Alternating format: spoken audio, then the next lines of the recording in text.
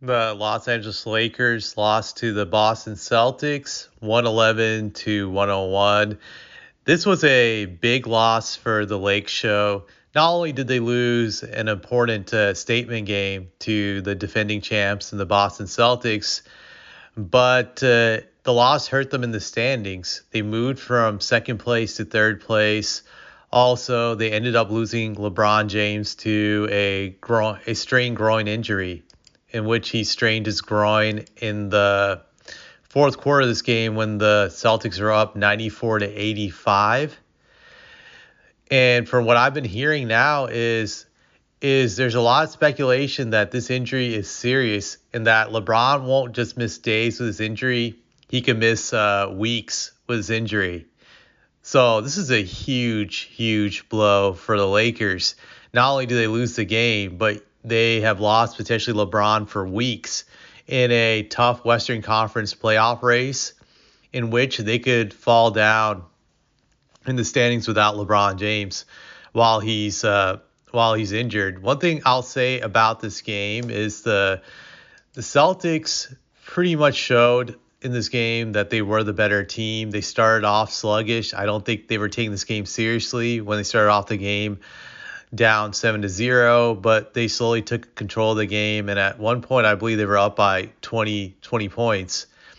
They were very convincing. I felt Jaylen Brown and Tatum were just too much for the Lakers in this game to handle. That both these guys' athleticism, their quick first steps, the Lakers defense couldn't really guard against it in switches.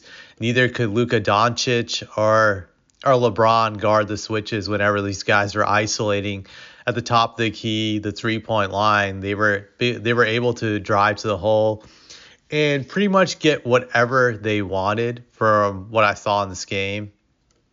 I know some Laker fans could say that the Lakers didn't have Rui, but I would say the Celtics didn't have Porzingis. So I felt they were both evenly matched in this game, and the Celtics were just the better team. There was just no contest.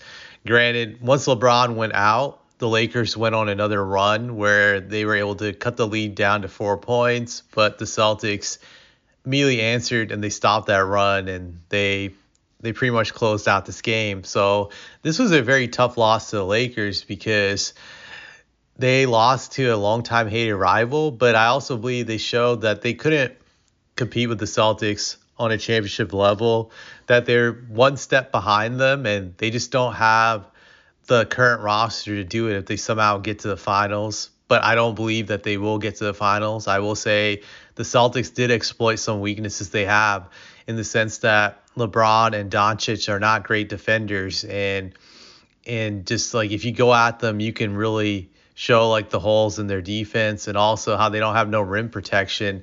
Jackson Hayes, I was surprised that he didn't play this game, but I'm assuming he was injured. That he's been their big man since the All-Star break, post All-Star break after they traded AD. But yeah, that's going to be a big issue for the Lakers throughout the playoffs, not having legit rim protectors and LeBron and Luka being black holes on defense.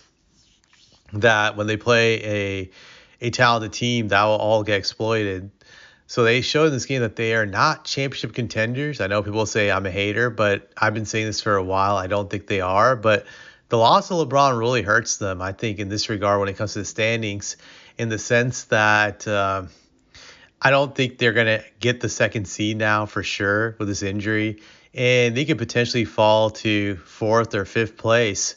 I think this is going to be a tough go for the Lakers these next few weeks without LeBron. There's a lot of potential for them to lose the third seed. If you're the Lakers, you just don't want to fall to number 5. You want to at least have home court for the first round. But it'll be interesting.